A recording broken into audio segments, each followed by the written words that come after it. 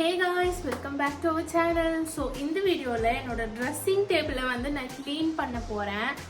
ரொம்ப கிளம்ஸியா இருக்கு. இப்போ க்ளீன் பண்ண வேண்டிய ஒரு கட்டாயத்தில் இருக்கும். அது மட்டும் இல்லை, எனக்கு வந்து கொஞ்சம் ஸ்ட்ரெஸ்ஃபுல்லாக இருக்குது. எப்பவுமே க்ளீனிங் வந்துட்டு எனக்கு பார்த்தீங்கன்னா ஒரு தெரப்பி மாதிரி அப்படின்னு தான் சொல்லணும். டைம் போகிறதே தெரியாது. நான் வந்து அதை பண்ணிக்கிட்டே இருப்பேன். ஸோ அதனால வந்துட்டு நான் இதை ஒரு வீடியோவாக ஷூட் பண்ணலாம் அப்படின்னு சொல்லிட்டு நான் நினச்சேன். அவ்வளோதான். இந்த ட்ரெஸ்ஸிங் டேபிள், என்னோட ட்ரெஸ்ஸிங் டேபிள் வந்து பார்த்தீங்கன்னா கிட்டத்தட்ட வாங்கி 1 வருஷத்துக்கு மேலே ஆகுது. இது வரைக்கும் தனியாக அதுக்குன்னு டைம் ஸ்பெண்ட் பண்ணி நான் க்ளீன் பண்ணதே கிடையாது. உங்களுக்கு என்னோட ட்ரெஸ்ஸிங் டேபிளை காமிக்கிறேன். ஸோ கைஸ், இதுதான் என்னோட ட்ரெஸ்ஸிங் டேபிள். என்னோட கை டிஸ்டர்பன்ஸாக இருக்கா? ஆனால் வேறு வழி இல்லை. ஏன்னா அந்த பக்கம் இருந்து லைட் வரதுனால உங்களுக்கு கிளார் அடிக்கும். ஸோ அதனால் நான் இப்படி வந்து ஸ்டாப் பண்ணிக்கிறேன் அந்த லைட்டை. ஸோ இதுதான் என்னோட ட்ரெஸ்ஸிங் டேபிள். நல்ல பெரிய கண்ணாடியாக இருக்கும். யூஸ்வலி வந்து பார்த்தீங்கன்னா ட்ரெஸ்ஸிங் டேபிள் வச்சுருப்பாங்க நிறைய பேர். ஆனால் அது எப்படி இருக்கும் அப்படின்னா நீளமாக இருக்கும் அண்ட் கண்ணாடி வந்து அகலமாக இருக்காது. ஆனால் இது வந்து ஒரு புது விதமான ட்ரெஸ்ஸிங் டேபிள். இந்த கடையிலே வந்து இது ஒன்று தான் இருந்தது. வேறு யாரும் ஆர்டர் பண்ணி வச்சுருந்தாங்க. லாஸ்ட் மினிட்ல அவங்க வந்து கேன்சல் பண்ணிட்டாங்க. So finally luckily I got this. And moreover என்ன அப்படின்னா, என்னோட கப்போர்டோட கலர் வந்துட்டு இந்த ஒரு டார்க் ப்ரௌன். பிளான் பண்ணி இதை வந்துட்டு நாங்கள் வாங்கலை. எனக்கு வந்து இது ரொம்ப பிடிச்சிருந்துச்சி. பட் இது வந்து அதுக்கு அப்படியே மேட்ச் ஆகுற மாதிரி இருக்கும். இது பார்க்குறதுக்கு வந்து உங்களுக்கு பிளாக் கலரில் தெரியலாம். ஆனால் வந்து இது ஒரு மாதிரி dark brownish with black colour தான். ஸோ நல்லா இருக்குல்ல? இதுதான் என்னோட ட்ரெஸ்ஸிங் டேபிள்.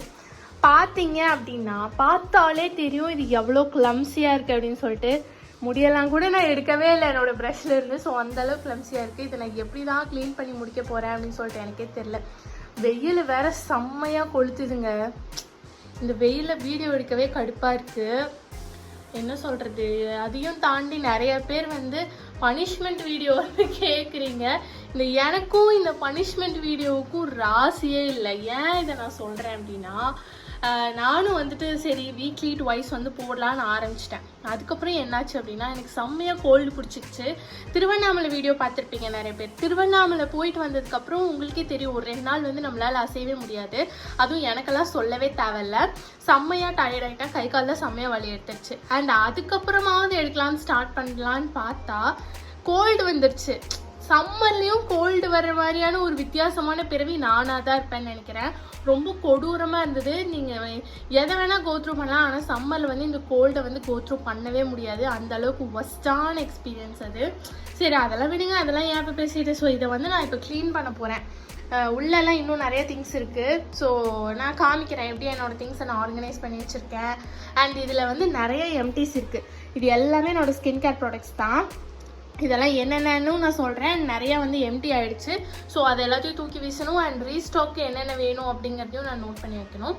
ஸோ இங்கே பாருங்கள், எனக்கு எவ்வளோ வேர்த்து இருக்குன்னு உங்களுக்கு தெரியுதா? அந்தளவுக்கு ஸ்வெட் ஆகுது. ஸோ வாங்க நம்ம வீடியோக்குள்ளே போயிடலாம்.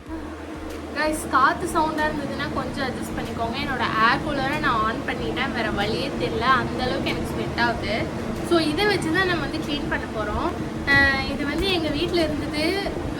கிச்சனில் வந்து க்ளீன் பண்ணுறதுக்கு வச்சுருந்தாங்க. நான் வந்து சுட்டுட்டு வந்துட்டேன் என்னோடய கண்ணாடி வந்து க்ளீன் பண்ணுறதுக்கு. ஆக்சுவலி இது வந்து மைக்ரோ ஃபைபர் அப்படின்னு சொல்லிட்டு போட்டிருந்தாங்க. ஸோ மைக்ரோ ஃபைபர் அப்படின்னா கண்ணாடி வந்து ஸ்க்ராட்ச் ஆகாமல் இருக்கும். வேறு ஏதாவது காட்டன்லேயோ இல்லை வேறு ஏதாவது கிளாத்தில் வந்து க்ளீன் பண்ணோம் அப்படின்னா கண்டிப்பாக கண்ணாடி வந்து ஸ்க்ராட்ச் ஆகும். ஸோ அதனால் கண்ணாடியை பாதுகாக்கிறதுக்காக எனக்கு பிடிச்ச பிங்க் கலர்லேருந்தே நான் வந்து எடுத்துகிட்டு வந்துட்டேன். ஸோ இதோட ப்ரைஸ் வந்து பார்த்தீங்கன்னா 49 ருபீஸ் தான். ஓகே, இது எந்த அளவுக்கு ஒர்க் ஆகுதுன்னு பார்க்கலாம். ஸோ கைஸ், இன்னும் பாதி கூட முடிக்கலை. அதுக்குள்ளே என்னென்ன நடந்துருச்சு தெரியுமா? என்னோடய ட்ரைபாட் உடஞ்சி போயிடுச்சு. விளங்கிரும் அப்படின்னு நினச்சேன் நான். ஸோ ஒரு வேலையை பண்ணலான்னு எடுத்தால் எவ்வளோ தடங்கள் வருதுன்னு பார்த்தீங்களா? முடியலை. பட் இருந்தாலும் நான் வந்து ஓய மாட்டேன். ஸோ நான் வந்து பார்த்தீங்கன்னா இந்த டப்பாவை வந்து காலி பண்ணி வச்சுருக்கேன். இந்த டப்பாவில் இருந்ததெல்லாம் அங்கே இங்கே அப்படின்னு ஃபுல்லாக வந்து எடுத்து வச்சுருக்கேன். எல்லாத்தையும் வெளில எடுத்து வச்சுருக்கேன். இன்னும் இந்த டப்பாவை க்ளீன் பண்ணிவிட்டு அதுக்கப்புறம் ஸ்ப்ரே பண்ணி இந்த ட்ரெஸ்ஸிங் டேபிளை வந்துட்டு நம்ம ஃபர்ஸ்ட் ஆஃப் ஆல் தொடச்சி விட்டுறலாம். ஸோ அதை தான் நான் இப்போ பண்ண போகிறேன். கைஸ், ஆக்சுவலி வந்து பார்த்தீங்கன்னா நான் ஒரு ஸ்ப்ரே பாட்டில் வந்து எடுத்து வச்சுருந்தேன். வீடெல்லாம் வந்து க்ளீன் பண்ணாங்க லாஸ்ட் வீக்கு. ஸோ அந்த ஸ்ப்ரே பாட்டில் எங்கேயோ மிஸ் ஆகிடுச்சு. அதனால நான் இந்த க்ளீனிங் ப்ராசஸை விட்டுருவேன்னு நீங்கள் நினைக்கிறீங்களா? கிடையாது. நான் என்ன பண்ணியிருக்கேன் அப்படின்னா, இது வந்து என்னோட டோனர் வந்து காலி ஆயிடுச்சு. வெறும் டப்பா மட்டும் இருந்து. நான் சொன்னேன் இல்லையா, நிறைய எம்டிஸ் இருக்குது, தூக்கி போடணும் அப்படின்னு சொல்லிட்டு. ஸோ நமக்கு தேவை ஒரு ஸ்ப்ரே பாட்டில். ஸோ நான் ஏன் வந்துட்டு இந்த டோனரோட காலி பாட்டில் எடுத்து ஸ்ப்ரே பண்ணக்கூடாது அப்படின்னு சொல்லிட்டு நான் இதில் தண்ணி ஃபில் பண்ணி ஸ்ப்ரே பண்ணுறேன். ட்ரஸ்ட் மீ, ஒரு நல்ல காசு கொடுத்து எக்ஸ்க்ளூசிவாக ஸ்ப்ரே பண்ணுறதுக்குன்னே ஒரு பாட்டில் வாங்கினா கூட இந்த அளவுக்கு ஒர்க் பண்ணுமான்னு எனக்கு தெரியல. பிகாஸ் டோனர் வந்து எப்படி இருக்குன்னு உங்களுக்கே தெரியும். நல்லா ஸ்ப்ரெட் ஆகும் இல்லையா, குட்டி குட்டி வாட்டர் பார்ட்டிகல்ஸாக போகும், ஆனால் நல்லா ஸ்ப்ரெட் ஆகும் இல்லையா, செம்மையாக ஒர்க் ஆகுது.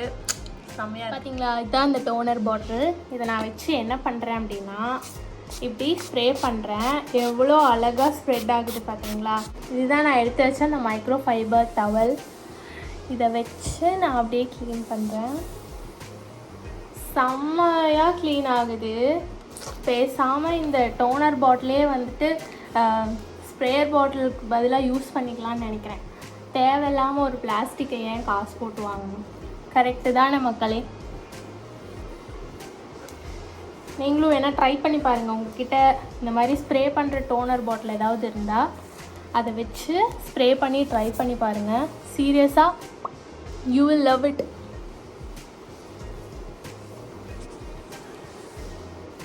ட்ரெஸ்ஸிங் டேபிளில் கண்ணாடி தான் முக்கியம். யூஸ்வலி என்னோடய கண்ணாடி, அதாவது ட்ரெஸ்ஸிங் டேபிள் மிரர் வந்து க்ளீனாக தான் இருக்கும். ஆனாலும் அப்பப்போ வந்து இந்த க்ளீனிங் வந்து தேவைப்படுது. ஆனால் செம்மையாக ஒர்க் ஆகுதுங்க. இந்த அளவுக்கு வந்து ஒரு டோனர் பாட்டிலோட ஸ்ப்ரேயர் வந்து ஒர்க் ஆகும்னு நான் கெஸ் கூட பண்ணது கிடையாது. எல்லாத்தையுமே நம்ம யூஸ் பண்ணுற மாதிரி தான் இருக்குது. எதுவுமே வந்துட்டு வேஸ்ட்டு அப்படின்னு போடுற அளவுக்குலாம் கிடையாது. எவ்வளோ க்ளீனாக இருக்கு பார்த்தீங்களாப்பா?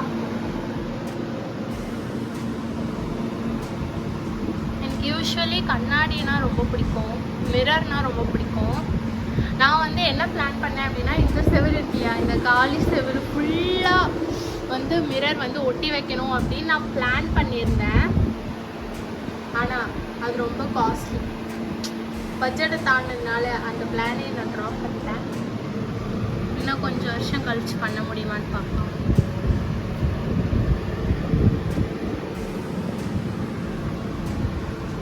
ஸோ நம்ம மேலே ஸ்ப்ரே பண்ணோம் இல்லையா, அதெல்லாம் வந்து வடிஞ்சு கீழே வந்துருச்சு. அதாவது கீழ் பார்ட் ஆஃப் த மிரர் வந்துருச்சு. ஸோ நம்ம தனியாக ஸ்ப்ரே பண்ணணுங்கிற அவசியம் கிடையாது. அப்படியே வந்து தொடச்சாலே போதுமானது. ஸோ கைஸ், கண்ணாடியை வந்து நம்ம ஃபுல்லாக க்ளீன் பண்ணியாச்சு.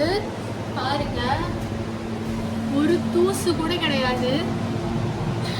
என்னென்ன ஆங்கிளில் வச்சு நான் வீடியோ எடுத்துருக்கேன்னு எனக்கே தெரியல. ட்ரைபாட் உடஞ்சி போயிடுச்சு.